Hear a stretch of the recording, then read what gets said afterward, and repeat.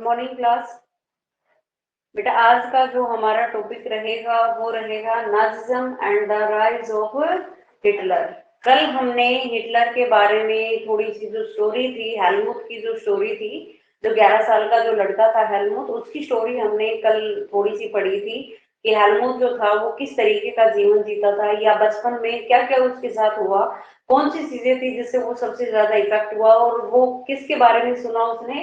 एक नाजिज्म जो है इसके बारे में उसके पेरेंट्स बात कर रहे हैं, तो उस टाइम वो छोटा है तो उसे नहीं पता कि भाई नाजिज्म जो है ये क्या है। और छोटा है तो जब उसने अपने पेरेंट्स को ये रात को ये बात करते हुए सुना कि या मैं अकेला ही मरूं या फिर आप सबको साथ लेके मरूं, तो इस बात को सुन के वो थोड़ा डर जाता है। लेकिन दूसरे दिन जो चीजें होती हैं उनसे खुश होता है कि भाई चलो शायद मैंने सपने में देखा था ये चीजें, वो भूल जाता है। लेकिन बाद में जब उसके फादर घर पे आके, जो एक बहुत अच्छे फिजिशियन थे, डॉक्टर थे जाने माने, तो जब वो आकर अपने ऑफिस में सुसाइड का अटेम्प्ट कर लेते हैं और उसके बाद उससे खून से सने हुए कपड़े उसकी माँ जो है उनके घर का जो फायर प्लेस था उसमें जला देती है, तो इस बात से वो काफी डर जाता है। तब उसे ये रियलाइज होता है कि शायद मेरी माँ जो है मुझे खाने में जहर ना दे दे, इसीलिए आने वाले 9 साल तक, मतलब 20 साल की उम्र तक उसने अपने घर पे कुछ भी नहीं खाया। ये तो कहानी थी हेलमुट की जो हमने कल डिस्कस कर ली थी। अब हमारा जो मेन बात आता है कि हिटलर हिटलर यानी जो एक स्ट्रिक्ट पर्सन था और जर्मनी के अंदर जिसने काफी अपना ये कहिए कि एक भगवान की तरह उस टाइम में ये माना गया कि पूजा क्या, क्योंकि बहुत सारी चीजें थी रशिया जर्मनी के अंदर उस टाइम जो उसके फेवर में होती चली गई और किस तरह से वो लोगों का भगवान बन गया और किस तरह से उसने जनसंहार वहां पर किया, लोगों को मारा। जीसस को मारा, क्रिपल्ड पर्सन जो थे उनको भी उन्होंने मार दिया, करोड़ों लोगों को मारा। ऐसा नहीं है कि कुछ लोगों को, किसी कम्युनिटी को ही मारा है उसने, क्योंकि वो एक आर्यन परिवार से बिलोंग करता था और हिटलर का मानना था कि इस धरती पर अगर कोई रहने वाले जीव है तो वो सिर्फ आर्यन ही है, मतलब सिर्फ आर्यन लोगों को ही जीवन जीने का अधिकार है, बाकी जितने भी पर्सन थे उसने उनको बुरी तरह से मार दिया। ठीक है, तो ये कब हुआ और कैसे हुआ वो हम जानेंगे आज की क्लास में। तो देखिए, नाजिज्म के बारे में हम बात कर रहे हैं तो सबसे पहले ये जानना है कि नाजिज्म जो है ये है क्या। तो नाजिज्म जो है वो एक सिस्टम होता है या फिर आप ये कह सकते हैं एक स्ट्रक्चर है ऑफ आइडिया, जिसमें आइडियाज होते हैं about the world and politics, मतलब राजनीति किस तरीके से चलती है या दुनिया में क्या उस टाइम हो रहा था, तो उसी का एक सिस्टम जो है वो नाजिज्म के अंदर बताया गया है, डिस्क्राइब किया गया है कि नाजिज्म जो है वो एक सिस्टम है या फिर आप ये कह सकते हैं एक सेक्ट ऑफ आइडियाज। आइडियाज का एक सेक्ट था जिसे हम कहते हैं नाजिज्म, या फिर एक स्ट्रक्चर है आइडियाज का अबाउट द वर्ल्ड, किसके बारे में, वर्ल्ड के बारे में है, एंड द पॉलिटिक्स जो राजनीति है उसके बारे में भी है।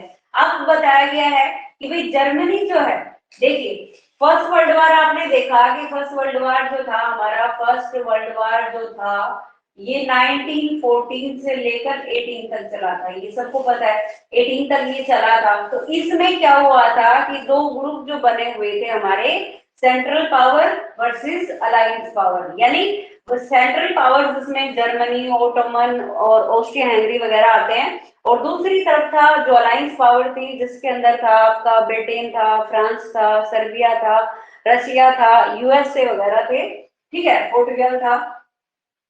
तो नाजिज्म, सॉरी हम जर्मनी की बात कर रहे हैं कि इस युद्ध में ना सिर्फ फर्स्ट वर्ल्ड वार के अंदर, बल्कि सेकंड जो वर्ल्ड वार हुआ था उस सेकंड वर्ल्ड वार में भी जर्मनी को हार का सामना करना पड़ा। तो जर्मनी जो है, अब अलायंस कौन था, वही ग्रुप जो फर्स्ट वर्ल्ड वार में सेंट्रल पावर के अगेंस्ट में युद्ध लड़ रहा था। अब इसमें कौन कौन से कंट्री शामिल थे, जैसे आपका इसमें आ गया ब्रिटेन आ गया, रसिया आ गया, फ्रांस आ गया, यूएसए आ गया, है ना। तो वो सभी कंट्री किसमें थे, अलायंस पावर में। पर शुरुआत में कौन जीत रहा था, शुरुआत में जीत रही थी हमारी सेंट्रल पावर, लेकिन जैसे ही इसमें यूएसए शामिल होता है ये युद्ध फर्स्ट वर्ल्ड वार जीत जाती है अलायंस जो पावर थी वो, और इस युद्ध में फिर जर्मनी को करना पड़ा सरेंडर। शुरू में इसने बेल्जियम, फ्रांस वगैरह के ऊपर अधिकार किया, इनकी ट्रीटीज पर अधिकार किया, तो ये इसके अंदर आ गया कॉन्फिडेंस कि भाई मैं तो पता नहीं किसको क्या जीत सकता हूँ, मेरे अंदर तो पता नहीं क्या है, लेकिन जैसे ही इसको युद्ध में हारने का सामना करना पड़ा, तब इसकी आंखें खुली कि भैया मैंने क्या कर दिया, क्या गड़बड़ मेरे से होगी। अब देखिए, अब एक इंटरनेशनल मिलिट्री ट्रिब्यूनल जो था वो स्थापित किया गया, यानी आप ये कह सकते हैं कि सैनिक जो अदालत है, ठीक है, ट्रिब्यूनल। जैसे हमारे यहाँ पे एनजीटी वर्क करती है कि जैसे हम ये लगाइए कि दिवाली के आसपास हमारे दिल्ली के अंदर जो वातावरण है, एनवायरनमेंट है, वो इतना ज्यादा पोल्यूट हो जाता है, तो ऐसे में एनजीटी जो है हमारी नेशनल ग्रीन जो ट्रिब्यूनल है, ये क्या करती है, ये राज्यों को, यानी इसके अंदर जो जजेस होते हैं वो राज्य की सरकारों को फटकार लगाते हैं, मुख्यमंत्री तक की जो है ये झड़प कर देते हैं कि भैया ये पोल्यूशन का जो लेवल है ये कहाँ जा रहा है, कंट्रोल क्या कर रहे हो, तुम कर क्या रहे हो। तो काफी फटकार इनको सुननी पड़ती है एनजीटी से। तो वैसे ही एक इंटरनेशनल जो है मिलिट्री टर्मिनल जो है बनाया गया था, जिसे सैनिक अदालत के नाम से जाना जाता है। कहाँ बनाया गया था, ये बनाया गया था न्यूरेमबर्ग। कहाँ बनाया गया था, न्यूरेमबर्ग के अंदर बनाया गया था। किस लिए बनाया गया था, to prosecute Nazi war criminals for crime against humanity, यानी ये उन लोगों को सजा देने के लिए बनाया गया था जो जिन्होंने ह्यूमैनिटी के अगेंस्ट में काम किया था, यानी जो क्रिमिनल थे नाजी वार के अंदर, जो क्रिमिनल रहे हैं, यानी जिन्होंने लोगों का, बहुत ज्यादा लोगों का जिन्होंने मर्डर किया है। अगर हम इसकी डाटा की बात करें तो इसके अंदर ऐसा माना जाता है कि भाई 60 लाख जेसिस जो थे, कितने परसेंट भाई, लगभग 60 लाख, 60 लाख जो जेसिस थे, यानी जो यहूदी थे, उन लोगों को मौत के घाट उतार दिया गया था इन नाजियों के द्वारा, नाजिज्म को जो बढ़ावा दे रहे थे। इसके अलावा 10 लाख, 10 लाख जो व्यक्ति थे, 10 लाख कौन थे, जो पुलिस थे। पुलिस कौन थे, पोलैंड के जो व्यक्ति थे, उनको मार दिया गया, पुलिस लोगों को मार दिया गया था, ठीक है। 2 लाख जिप्सीज को मार दिया गया था। 70,000 जो जर्मनी के ही व्यक्ति थे लेकिन डिसेबल थे, यानी जो, यानी किसी का हाथ नहीं था, पैर नहीं था, या जो है एक तरीके से ये कह सकते हैं कि जो क्रिपल्ड थे, उनको भी, यहाँ तक कि उनको भी हिटलर जैसे व्यक्ति ने मौत के घाट उतार दिया था। कारण जो है वो यही है कि वो उनके अपने लोगों को उनके बराबर नहीं मानता था। उसका मानना था कि भाई मैं आर्यन हूँ और सभी जो लोग हैं जो आर्यन है वही सृष्टि में रहने के लायक है, बाकी तो कोई रहने के लायक ही नहीं है। तो जो सेकंड वर्ल्ड वार, ये आप देखिए, ये जो इंटरनेशनल मिलिट्री टर्मिनल बना है, ये कब बन रहा है, ये सेकंड वर्ल्ड वार के बाद बन रहा है, ठीक है।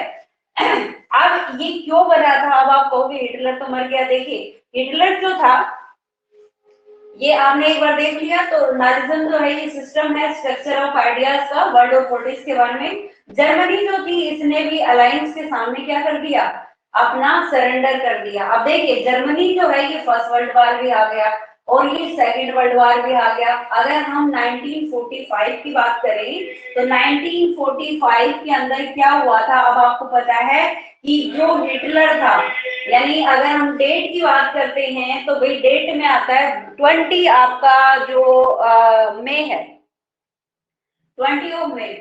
तो 20 मई को 1945 के अंदर जो है इसका बर्थ हुआ था, जो हिटलर है, सॉरी, हिटलर का जो बर्थ हुआ था वो 1889 को हुआ था, 1889। यानी जो हमारे गांधी जी हैं उनसे 20 साल के बाद, या फिर आप ये कह सकते हैं कि प्राइम मिनिस्टर जो थे हमारे इंडिया के, जो जवाहरलाल नेहरू थे, उनका बर्थ जिस साल हुआ था उसी साल जन्मे थे हमारे हिटलर, ठीक है। अगर चीजों को रिलेट करके याद करेंगे तो जल्दी याद हो जाएंगी, ठीक है।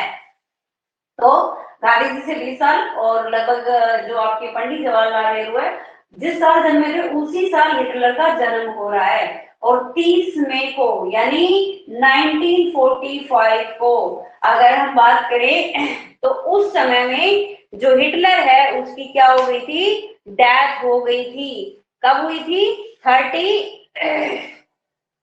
30 अप्रैल को हुई थी भाई इसकी, 30 अप्रैल 1945 को हिटलर ने क्या कर लिया, सुसाइड कर लिया।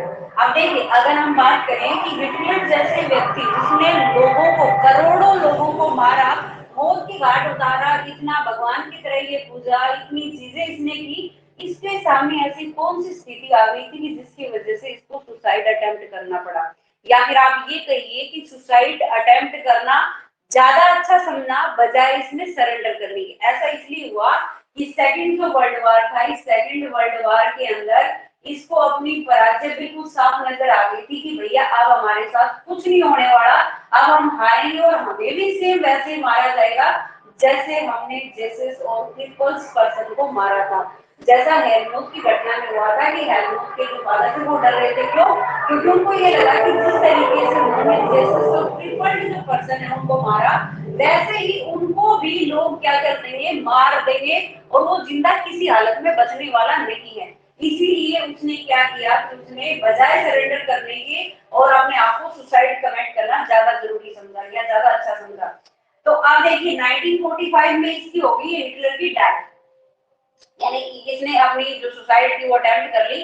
कहीं ना कहीं इसको ये भी डर था कि भाई अब हम बचने के, हमारे बचने के कोई चांस नहीं है, और हम क्या होंगे, अब पकड़े जाएंगे और मारे जाएंगे। और जर्मनी में जैसा फर्स्ट वर्ल्ड वार के समय में हुआ था, फर्स्ट जो वर्ल्ड वार हुआ था उस फर्स्ट वर्ल्ड वार में जो ट्रीटी हुई थी उसी तरह से कोई ट्रीटी हमारे ऊपर थोपी जाएगी सेकंड वर्ल्ड वार के अंदर भी, और वो ट्रीटी इतनी भयंकर होगी जिसका सामना हम नहीं कर पाएंगे। इसीलिए उन्होंने पहले ही अपने जीवन को क्या कर लिया, खत्म कर लिया। अब क्या हुआ देखिए, अब हम बात करें कि इंटरनेशनल जो मिलिट्री ट्रिब्यूनल है, तो इंटरनेशनल मिलिट्री जो ट्रिब्यूनल है जो बनाया गया था नूरमबर्ग के अंदर, किस लिए बनाया गया था कि जो ह्यूमैनिटी के खिलाफ जो नाजी वार हुआ था, जो क्रिमिनल्स थे उनको सजा देने के लिए। अब देखिए, अब आप अगर हम देखें, जैसे हमने आपको बताया 60 लाख जेसस को मारा इन्होंने, पुलिस को मारा, जो क्रिपल्ड थे उनको मारा, मतलब करोड़ों। ये तो डाटा है भाई एनसीईआरटी के।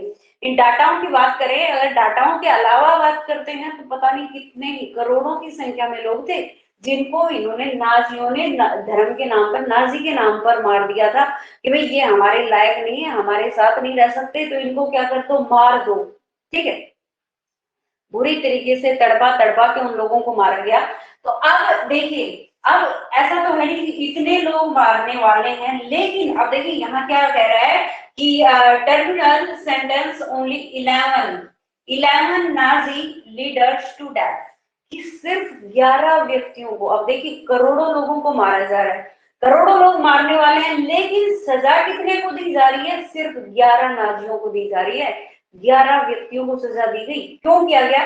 देखिए, सेकंड वर्ल्ड वार के बाद, ठीक है, जो हमारी इंटरनेशनल मिलिट्री टर्मिनल बना, इसमें जो था, या फिर आप ये कहिए जो अलाइंस पावर थी, अलाइंस पावर थी, उनको ये लगा कि भाई अगर हमने इनके ऊपर कोई भी चीज थोप दी, जैसा फर्स्ट वर्ल्ड वार में हुआ, तो जिस तरीके से फर्स्ट वर्ल्ड वार के बाद हिटलर जैसे व्यक्ति देखने में मिले, यानी सेकंड वर्ल्ड वार का जो कारण बने, सेकंड वर्ल्ड वार हुआ, दुनिया को इतना इकोनॉमिक रूप से, सोशली रूप से, हर तरीके से हर देश को जो भी इसमें पार्टिसिपेट कर रहे थे नुकसान उठाना पड़ा। तो अगर हमने इसी तरह की जो ट्रीटी ऑफ वर्सेल्स है, वर्सेल्स जो हमारी ट्रीटी हुई थी, वर्साई की जो संधि हुई थी, ट्रीटी ऑफ वर्सेल्स, तो इसी तरह की अगर आपने ट्रीटी कर दी इस बार, और जिसमें 6 बिलियन पाउंड का जुर्माना लगा था इसके ऊपर, कितना लगा था, 6 बिलियन पाउंड का जुर्माना लगा था जर्मनी के ऊपर, साथ ही साथ 10% इसकी पॉपुलेशन, 13% इसका एरिया, और 26% इसका क्या था, जो इसका आयरन वगैरह था, और 75% कोल जो था वो चला गया था इस ट्रीटी के बाद। तो अब इनको ये लगा कि अगर ऐसी ही ट्रीटी जर्मनी पर दोबारा थोप दी, अगर सभी नाजियों को हमने सजा दे दी, तो तीसरे वर्ल्ड वार की तैयारी हो जाएगी। तो इसीलिए ये थोड़ा नरमी से पेश आए, थोड़ा सख्ती नहीं की, और सिर्फ 11 नाजियों को ही इन्होंने सजा दी। आई होप समझ में आया होगा आपको। उसके बाद ये कह रहा है कि जियोसिडाव वार, जियोसिडाव वार क्या है भाई, ये है जिसे हम कहते हैं जनसंहार करना, है ना, mass murder of selected group, यानी इसमें बहुत सारे लोगों को मौत के घाट उतार दिया गया। इनको जो जेसस थे, पुलिस थे, है ना, और जो क्रिपल्ड थे उनको मौत के घाट उतार दिया गया। ऐसे व्यक्तियों को उनको कहते हैं भाई जनसंहार करना, यानी एक बड़े लेवल पर लोगों का मर्डर करना। तो ये किया किसने? ये नाजियों ने किया। क्यों किया? क्योंकि इनको ये लगा था कि भाई ये हमारे किसी भी तरीके से हमारे लायक नहीं है और इनको खत्म करना जरूरी है। क्योंकि हिटलर, जैसे मैंने पहले बताया कि हिटलर जो था ये अपने आप को आर्यन मानता था और इनको ये लगता था कि जो जजेस हैं या फिर पुलिस है तो ये इसके बिल्कुल भी लायक नहीं है और इनको धरती पे रहने का कोई अधिकार नहीं है। तो इनको क्या कर दो? क्रिपल्ड को मार दो। तो बुरी तरीके से इन लोगों को मारा गया। तो देखिए फिर क्या हुआ। अब पहले तो ये इन लोगों को कुछ नहीं कह पाया, है ना। पहले ऐसा थोड़ी है कि जैसे हिटलर आया, इसने आया और फटाफट मारने के आदेश दे दिए और लोगों ने इसका पालन नहीं किया, ऐसा नहीं हुआ। इसने बहुत टाइम तक वेट किया, लेकिन जैसे ही सेकेंड वर्ल्ड वॉर स्टार्ट होता है तो इसको मौका मिल गया, है ना, कि दुनिया आपने युद्धों में लगी हुई है। तो इसने क्या किया? अपने ही देश के अंदर जो जस्टिस पुलिस, जैसे इंडियन है, हमारे इंडिया के बहुत सारे ऐसे व्यक्ति हैं जो लंदन में जाके रहते हैं या यूएस जाके रहते हैं, कहीं पर भी जाके रहते हैं। तो मतलब ऐसे ही इस जर्मनी के अंदर भी बहुत सारे ऐसे व्यक्ति थे जो जेसिस थे, यहूदी थे या फिर पोलिस थे, पोलैंड से आए हुए थे। तो ऐसे बहुत पर्सन थे। तो उनको इन्होंने क्या माना कि ये हमारे देश में रहने लायक ही नहीं है। तो इसने क्या किया? इसने फटाफट उनको मौत के घाट उतार दिया। कितने लोगों को उतारा? तो 60 लाख। 60 लाख किसको मारा? 60 लाख जो जेसिस थे, यानी जो यहूदी थे, उनको इस जनसंहार में मार दिया गया। किसने मारा? हिटलर ने मारा भाई। और किसने मारा? अब 2 लाख इसमें आएंगे जिप्सीज। 2 लाख जो थे वो कौन थे? जो जिप्सीज थे वो लोग थे। जिप्सीज। इसके अलावा 2 लाख जिप्सीज हो गए। 1 मिलियन या ये कहिए कि 10 लाख जो थे वो पुलिस थे। 10 लाख कौन थे? पुलिस, जो पोलैंड से आए हुए थे। ठीक है, तो ऐसे पुलिस थे। ठीक है, 70,000 जो व्यक्ति थे, 70,000 जो पर्सन थे वो क्रिपल्ड थे। या फिर आप ये लगा सकते हैं ये लोग थे कैसे? जर्मन ही थे लेकिन मेंटली और फिजिकली डिसेबल थे। मतलब ये जर्मन ही थे, जर्मन ही थे, लेकिन कैसे थे? ये मेंटली रूप से और फिजिकली रूप से क्या थे? डिसेबल थे। तो इन लोगों को जो है नाजी के नाम पर हिटलर ने मरवा दिया था जर्मनी के अंदर। ठीक है, अब हम बात करेंगे कि किस तरीके से वहां पर जो वाइमर था, वाइमर रिपब्लिक बना था। कल हमने इसके बारे में थोड़ी सी डिस्कशन किया था कि वाइमर जो रिपब्लिक था वो क्या था, किस तरीके से इसने किया था। तो देखिए, बर्थ ऑफ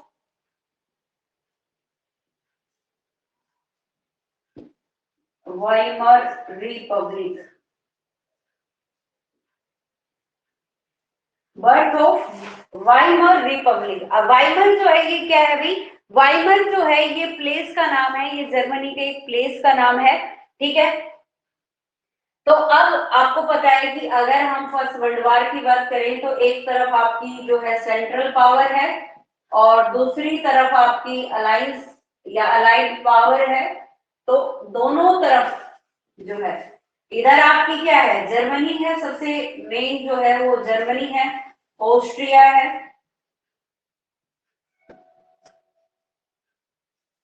ऑस्ट्रिया हंगरी है और ओटोमन है। ठीक है, इधर कौन है भाई? फ्रांस है, रसिया है, ग्रेट ब्रिटेन है,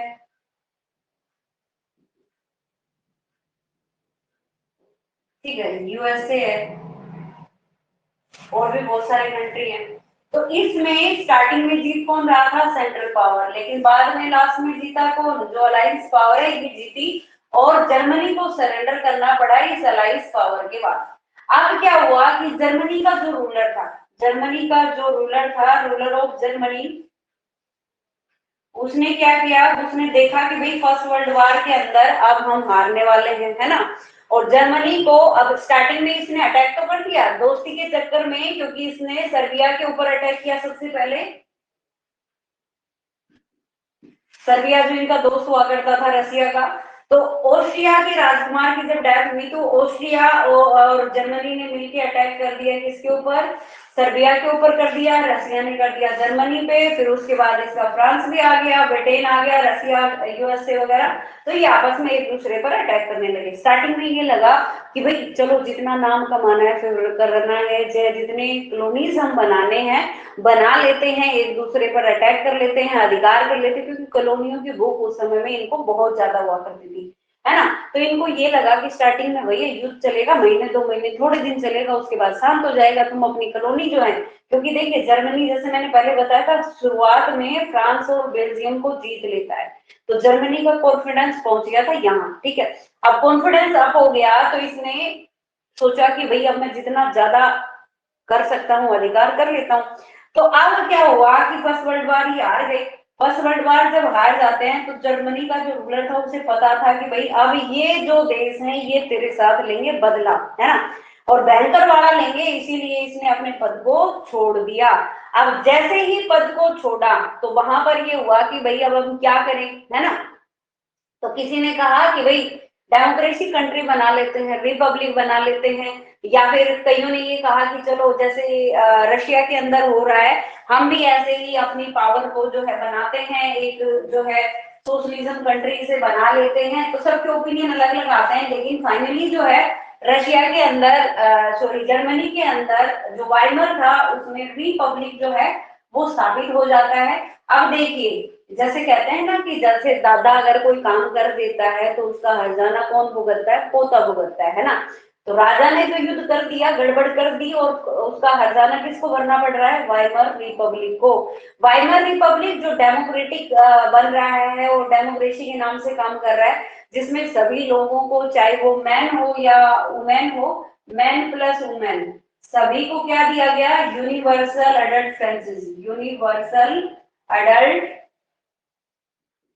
फ्रेंचाइज जो है ये प्रदान किया गया। किसमें प्रदान किया गया था कि भाई अब हम जो है एक डेमोक्रेटिक देश बनाएंगे जर्मनी को, और जो है सबको राइट टू वोट का अधिकार देंगे और चुनाव होंगे।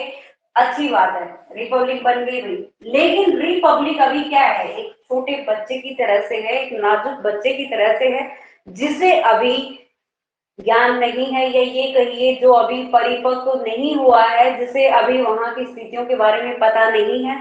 अब वाइमर रिपब्लिक जो है क्योंकि ये बन चुका है और राजा भाग गया, तो जैसे ही ट्रीटी हुई वर्साई की, तो किसको बुलाएंगे भाई, राजा तो गायब हो गया, राजा तो भाग गया, तो वर्साई की संधि करने के लिए कौन आता है, वाइमर रिपब्लिक। अब वाइमर रिपब्लिक को कहा जाता है कि भाई ये एरिया आपका, ये फ्रांस को दिया जाएगा, ये एरिया बेल्जियम को दिया जाएगा, ये एरिया डेनमार्क को दिया जाएगा, ये पोलैंड को दिया जाएगा, ये लीग ऑफ नेशन को दिया जाएगा, ये राइन वाला एरिया है, इस पर तुम फोर्स नहीं रख सकते हो, मिलिट्री नहीं रख सकते हो, तो काफी चीजें रखी हुई। अब ये बेचारा चुपचाप सुन के और वापस आ गया। क्या करता है, इसके हाथ में कोई पावर थोड़ी थी, है ना, क्योंकि अभी अभी नया जन्मा बच्चा है, नाजुक बच्चा है, ज्यादा ज्ञान नहीं है, तो बेचारे के पास ज्यादा कुछ नहीं है। तो ये गया वहां पे, और जो भी इन्होंने वहां इसे कहा गया कि भैया आपको ऐसा करना है, ये चीजें हैं जो आपको फॉलो करनी पड़ेंगी, ये मान जाता है और वहां पर ये ट्रीटी पर साइन करके आ जाता है। अब जैसे ही वाइमर रिपब्लिक आता है तो वाइमर रिपब्लिक का विरोध जो था वो जर्मनी में शुरू, क्यों हुआ, सीधी सी बात है भाई, क्योंकि ये कहता है क्योंकि जर्मनी एक तो पहले ही लोन लेके दूसरे कंट्री से युद्ध लड़ रहा है, युद्ध भी गया हार, ऊपर से 6 बिलियन पौंड इसको देने, है ना, 6 बिलियन पौंड देने, आयरन इसका चला गया, कोयला इसका चला गया, एरिया इसका चला गया, पॉपुलेशन इसकी चली गई। अब आपको भी पॉपुलेशन चली गई तो कौन सा नुकसान हो गया, पॉपुलेशन तो अच्छी बात है ना, पॉपुलेशन कम हो गई, लेकिन पॉपुलेशन में देखिए अब ऐसा नहीं है जैसे 10% पॉपुलेशन की हम बात कर रहे थे कि 10% पॉपुलेशन चली गई, तो इस 10 पॉपुलेशन में मतलब इसमें डॉक्टर भी होंगे, इंजीनियर भी होंगे, आईआईटीएन भी होंगे, टीचर्स भी होंगे, ऐसा नहीं है कि इसमें सिर्फ ऐसे ही खाली पॉपुलेशन भरी हुई है ना। तो इसमें काफी योग्य व्यक्ति भी होंगे, इंजीनियर डॉक्टर वगैरह जो है, तो अब वो भी कहाँ चले गए, वो भी इसको छोड़ के चले गए। क्यों चले गए, क्योंकि इस एरिया के ऊपर अधिकार किसका हो गया, दूसरे जो अलायंस पावर थी उनका अधिकार हो गया। अब बेचारा जर्मनी जो है करे तो करे क्या, क्योंकि इसे तो बेचारे को गिल्टी माना जा रहा है कि भाई तूने किया जो किया।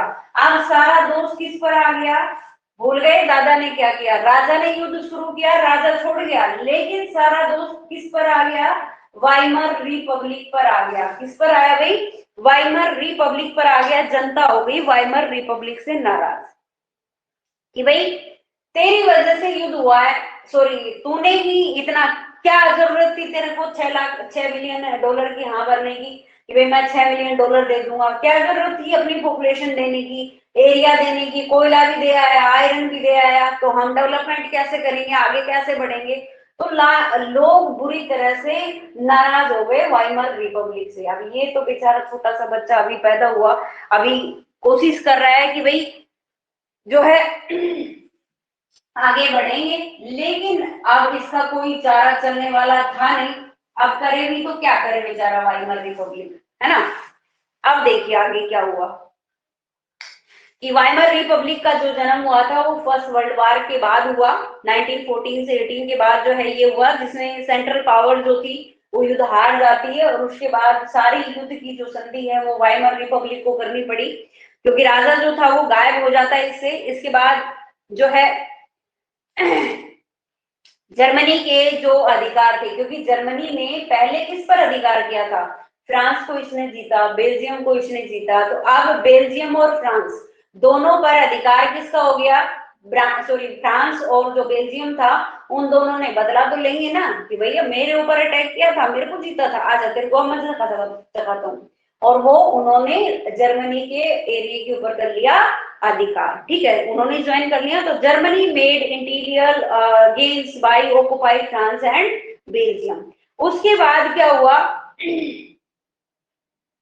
जर्मनी का जो इंपीरियल था वो हार जाता है, defeat of imperial of Germany, मतलब जर्मनी जो था, जो पहले साम्राज्यवाद को बढ़ावा दे रहा था, दूसरे प्रदेशों को जीत रहा था, अब ये खुद ही किसी का उपनिवेश बनने वाला था। ठीक है, अब इसके बाद एक नेशनल असेंबली बनाएगी वाइमर के अंदर, और इसमें डेमोक्रेटिक कॉन्स्टिट्यूशन जो था वो एस्टेब्लिश किया गया। Democratic constitution was establish at Weimar republic. Weimar republic के अंदर एक जो डेमोक्रेटिक रिपब्लिक जो है वो स्थापित किया गया, जिसमें मैन और वुमेन सभी को वोट डालने का अधिकार दिया गया, यूनिवर्सल रेफरेंस जो है वो इसमें दिया गया। और उसके बाद देखिए जर्मन जो कॉन्स्टिट्यूशन है ये भी बनाया गया, जर्मन जो पार्लियामेंट है, जर्मन जो पार्लियामेंट है इसे कहा गया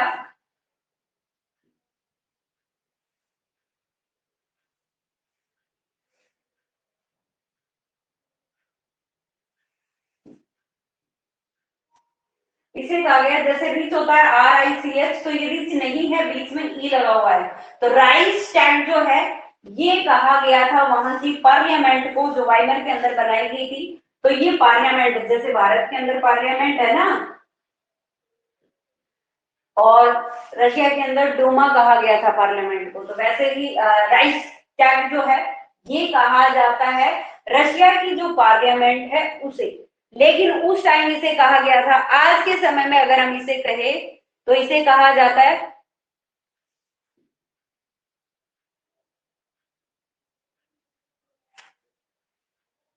बुंडेसटैग।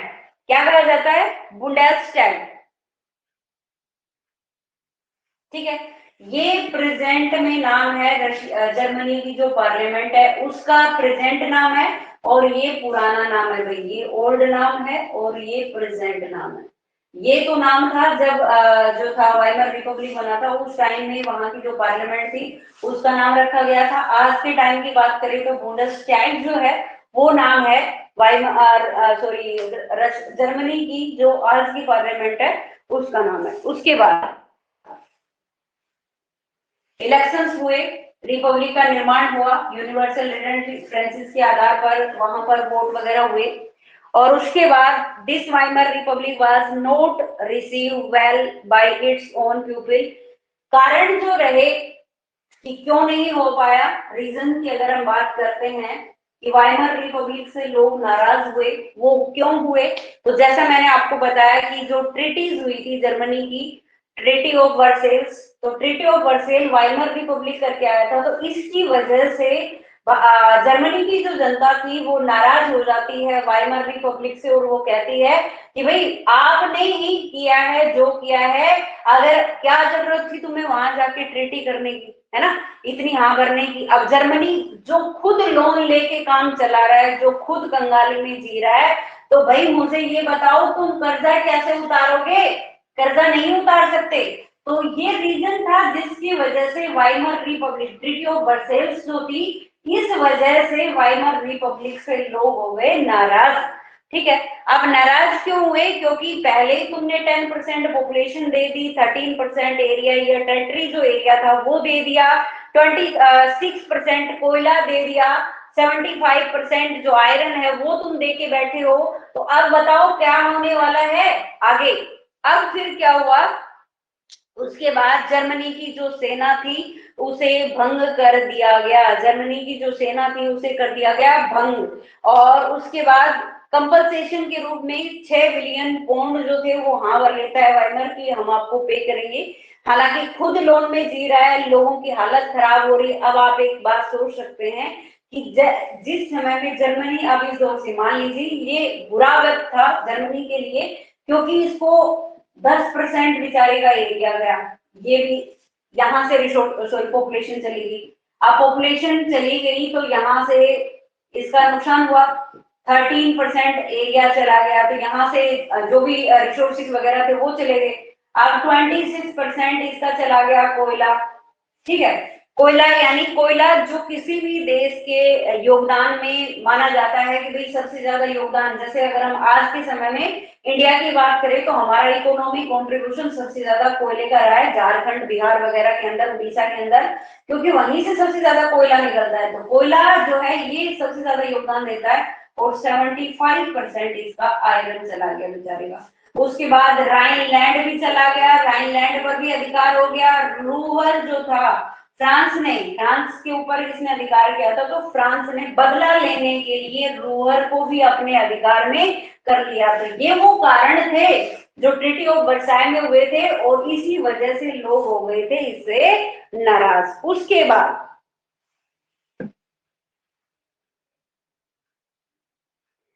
इफेक्ट क्या पड़ेगी, युद्ध के जो इफेक्ट थे, तो आज तो भाई टाइम हो गया है, कल हम इसके इफेक्ट पढ़ेंगे कि जो युद्ध हुआ था फर्स्ट वर्ल्ड वॉर, इसके इफेक्ट जो पड़े वो क्या पड़े।